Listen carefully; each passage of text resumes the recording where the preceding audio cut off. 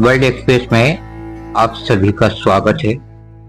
आपके सामने प्रस्तुत की जा रही हैं भारत की खास खबरें। आपकी प्रतिक्रियाओं का स्वागत है। खबरें इस प्रकार हैं। हीरा खदान के लिए विश्वविख्यात पन्ना की धरती हीरे उगलकर चर्चित हो रही है। पिछले दिनों मजदूर राजू गौर को मिट्टी की खुदाई में 19.22 कैरेट का हीरा मिल चुका है। इसकी कीमत 80 लाख रुपए बताई जा रही है। इसके पहले भी एक मजदूर को 90 लाख कीमत का हीरा खुदाई में मिल चुका है।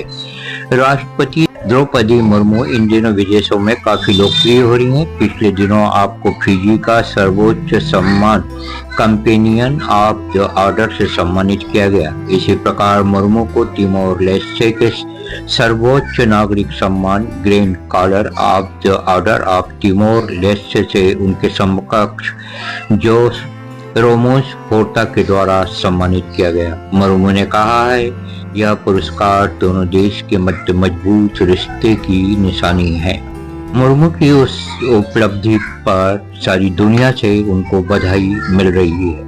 गुजरात के जाने माने हीरा कारोबारी गोविंद ढोलकिया सारे देश में बहुचर्चित हैं। इस समय 4800 करोड़ संपत्ति के मालिक गोविंद भाई ने श्री राम मंदिर के निर्माण में 11 करोड़ का पिछले दिनों दान किया। गोविंद भाई की समाज सेवा काफी सुर्खियों में। देश में महिलाओं किशोरियों के साथ दुष्कर्म की वारदातों का थम नहीं रहा है दर्दनाक, खौफनाक, शर्मनाक दौर। उत्तर प्रदेश के गाजियाबाद में नाबालिग के साथ रेप वारदात के बाद मचा बवाल। गुस्से से भरी जनता भड़की। आगजनी तोड़फोड़ के बाद पुलिस उतरी मैदान में, किया लाठीचार्ज। इस घिनौनी वारदात के मुलजिम फैजल की गिरफ्तारी के बाद भी आम जनता क्रोधित। इसी प्रकार बहराइच में 2 लड़कियों ने अपनी असमत बचाने के चक्कर में फांसी लगाकर की आत्महत्या। प्राप्त जानकारी के अनुसार लंबे समय से इन लड़कियों के साथ गंदी हरकत कर उन्हें बुरी तरह से परेशान किया जा रहा था। पुलिस ने इस मामले में 2 मुलजिमों को घर दबोचा है। कंगना रनावत की आने वाली फिल्म इमरजेंसी को लेकर कई राज्यों में स्थिति विस्फोटक है। इस फिल्म पर रोक लगाने की मांग तेजी से उठी है। तेलंगाना में इस फिल्म पर रोक की तैयारी जारी है। रेवंत रेड्डी सरकार इस फिल्म की समीक्षा करवा रही है। रेड्डी के सलाहकार मोहम्मद अली शब्बीर ने पत्रकारों से चर्चा करते हुए कहा है कि 18 सदस्यों का प्रतिनिधिमंडल इस समय फिल्म की जांच कर रहा है। सुप्रीम कोर्ट में जजों के अभाव के कारण बड़ी परेशानी। 83,000 से भी अधिक प्रकरण पेंडिंग होने से बड़ी चिंता। भारत में रह रही शेख हसीना को क्या भारत छोड़ना होगा? यह सवाल देश की जनता का है। हम आपको बताते चलें, हसीना के खिलाफ बांग्लादेश में 76 मामले दर्ज हैं। इनमें 63 हत्या के हैं। हसीना को भारत में संरक्षण देने पर भारत सरकार पर सवाल उठे हैं और उस पर वैश्विक दबाव भी आया है। ईडी टीम ने 5 राज्यों पंजाब, असम, यूपी, उत्तराखंड, दिल्ली में 18 स्थानों पर छापेमारी करके 834 करोड़ की जमीनें जब्त करने में सफलता प्राप्त कर ली है। ये आरोपी थे हुड्डा सरकार के कार्यकाल में किसानों से ये जमीनें सस्ते में हड़पी गई थी और MGF MR कंपनियों को सस्ते में दे दी गई। इनका लैंड यूज ही बदल दिया गया था। ईडी के छापे के बाद राज्य में हड़कंप मच चुका है। आंध्र प्रदेश में भारतीय जनता पार्टी की ताकत तेजी से बढ़ने के समाचार वर्ल्ड मीडिया को मिले हैं। यहाँ जगनमोहन रेड्डी की पार्टी YSRCP के 2 सांसदों ने, जिनके नाम मोपी देवी वेंकटरमन और बीदा मस्तान राव ने पार्टी से इस्तीफा दे दिया है। संभावना है सांसद भारतीय जनता पार्टी का दामन थाम सकते हैं। यह संभावना है जगमोहन की पार्टी के अन्य 5 सांसद गोला बाबूराव, आर कृष्णैया, परिमल नटवानी, एल्ला अयोध्या रामी रेड्डी, मेड़ा रघुनाथ रेड्डी भी इस्तीफा दे सकते हैं। नेता भी भारतीय जनता पार्टी में जा सकते हैं। शिवाजी महाराज की प्रतिमा गिरने के बाद महाराष्ट्र में बवाल। सिंधुदुर्ग जिले में प्रतिमा गिरी। कोल्हापुर क्राइम ब्रांच ने चेतन पाटिल को किया गिरफ्तार। कई लोगों की ओर हो सकती है गिरफ्तारियां। महाराष्ट्र में विधानसभा चुनाव के ठीक पहले रंग में भंग। देगलूर से कांग्रेस विधायक जितेश अंतापुरकर ने दिया पार्टी से इस्तीफा। गुजरात में भारी बरसात का कहर, सौराष्ट्र से कच्छ तक बारिश ने मचाया कोहराम, 35 लोगों की मौत। बड़ौदा, सूरत, जामनगर में चारों ओर पानी ही पानी, घरों में भरा, लोग घरों में हुए कैद, मची त्राही त्राही, सेना की टीम राहत मिशन पर। कर्नाटक में डेंगू का बढ़ चला है प्रकोप, 12 मौतें होने से मचा हाहाकार, 24,500 मरीजों की पुष्टि हुई है। राज्य सरकार सक्रिय, घरों घरों में जमे पानी से खोजा जा रहा है लार्वा। हरियाणा में होने वाले चुनाव की सरगर्मियां जारी हैं। भारतीय जनता पार्टी और कांग्रेस में जोरदार मुकाबला है। भारतीय जनता पार्टी इस बार प्रयास में है उसकी तीसरी बार सरकार बने। हरियाणा कांग्रेस के प्रभारी दीपक बावरिया ने संवाददाता सम्मेलन में साफ तौर पर कहा, विधानसभा चुनाव में पार्टी के किसी वर्तमान सांसद को टिकट नहीं दिया जाएगा। इसके ठीक बाद राज्य में सवाल किया जा रहा है कि कांग्रेस इस बार हरियाणा के पूर्व सीएम भूपेंद्र सिंह हुड्डा की अगुवाई में आगामी चुनाव लड़ेगी। हम आपको बताते चले, प्रदेश में कांग्रेस 2 गुटों में विभक्त हो चुकी है। एक गुट है भूपेंद्र सिंह हुड्डा और उनके पुत्र दीपेंद्र सिंह हुड्डा का, दूसरा गुट है कुमारी शैलजा और रणदीप सुरजेवाला का। कुमारी शैलजा सिरसा से सांसद हैं, रणदीप राज्यसभा से सांसद हैं। यहाँ यह माना जा रहा है कुमारी शैलजा की मंशा विधानसभा लड़ने की हो सकती है, क्योंकि कभी उन्होंने कहा था, मुझे लगता है हरियाणा विधानसभा में कार्य करने की जरूरत है। यदि शैलजा का मन परिवर्तन होता है तो हुड्डा ही आगामी चुनाव में कांग्रेस पार्टी के मुख्य चेहरा होंगे।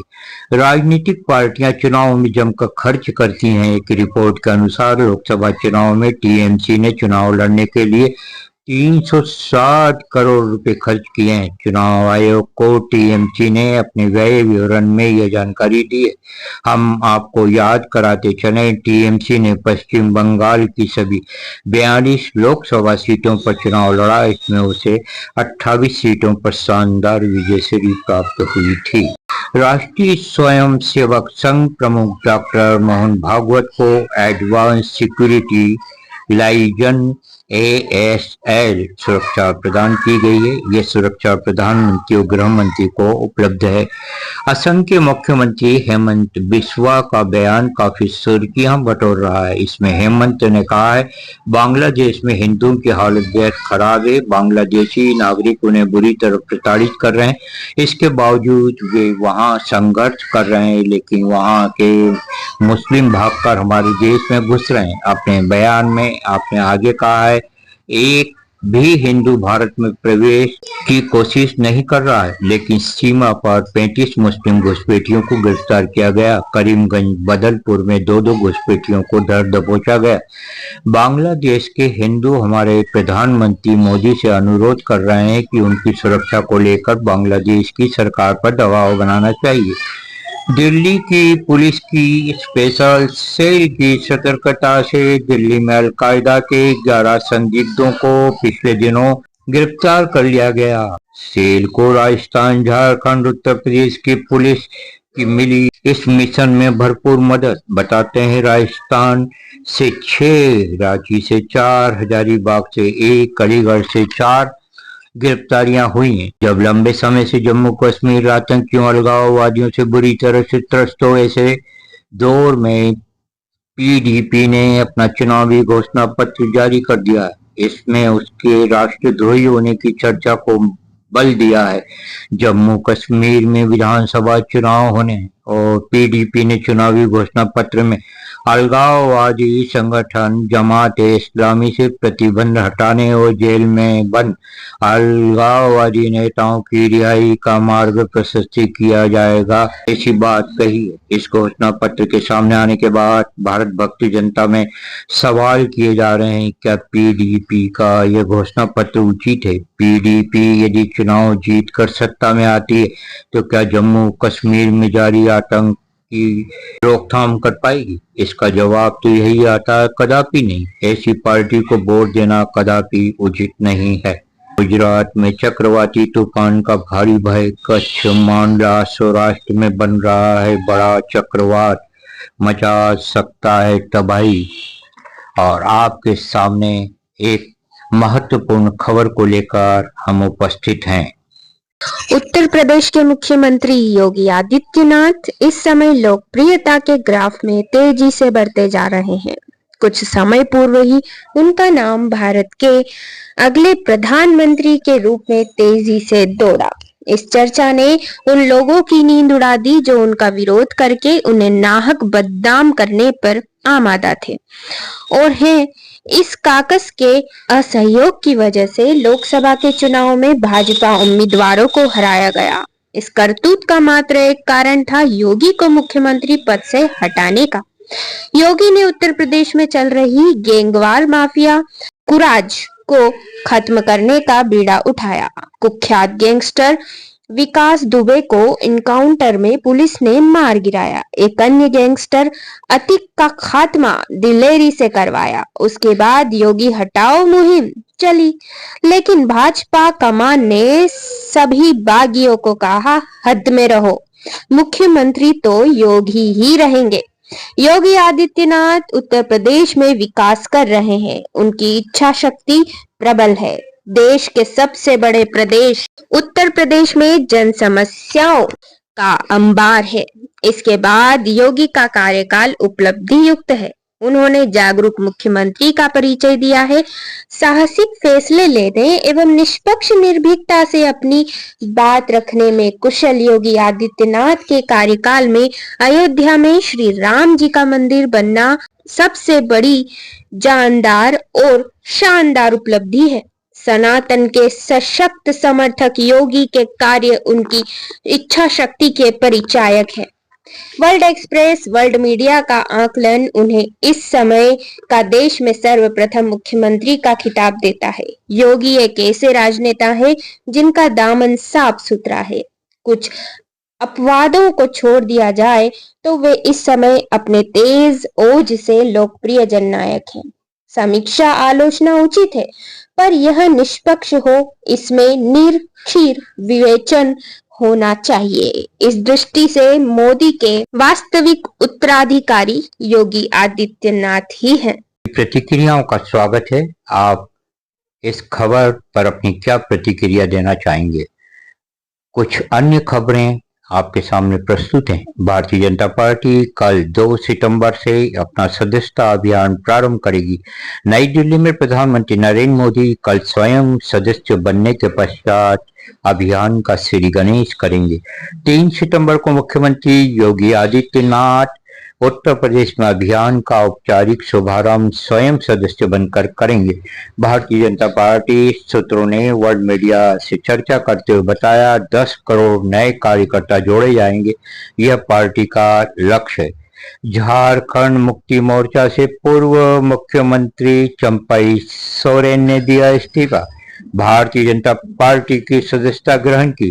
झारखंड प्रभारी केंद्रीय कृषि मंत्री शिवराज सिंह चौहान, असम के मुख्यमंत्री हेमंत बिस्वा ने किया सोरेन का स्वागत। हरियाणा में विधानसभा की 90 सीटों में से 55 सीटों पर उम्मीदवारों के नाम भारतीय जनता पार्टी ने तय कर लिए।